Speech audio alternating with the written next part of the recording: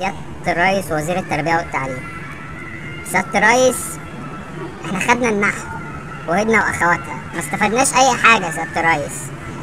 الفلزات واللافلزات والجدول الدوري يا ريس فادونا في ايه في حياتنا يا ريس؟ يعني انا لما اروح اشتغل هقدم في السي في بتاعي الفلزات ان انا بعرف فلزات واللافلزات والجدول الدوري.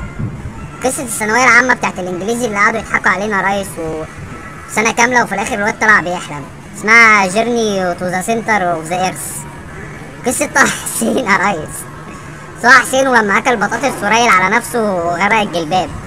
استفدنا بايه من الجلباب يا ريس؟ استفدنا بايه من البطاطس بتاعت طه حسين؟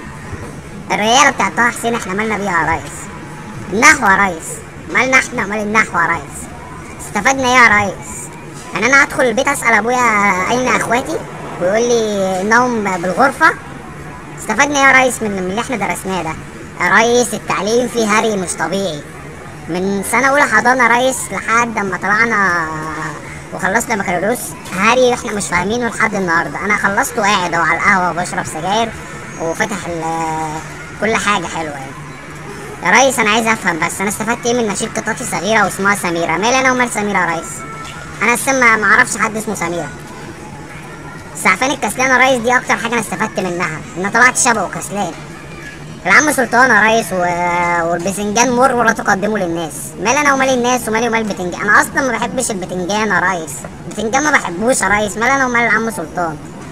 يا ريس بصراحه التعليم ملوش اي لازمه، عدلوا التعليم وعدلوا المدرسين واعملوا دروس جديده، اعملوا حاجه نستفيد منها لما نخلص ما نقعدش على القهوه ونفتكر سعفان الكسلان والطباخ ماهر وجيرني اوف ذا سنتر اوف ذا ايرث. اسمها ايرث؟ ايرث اه.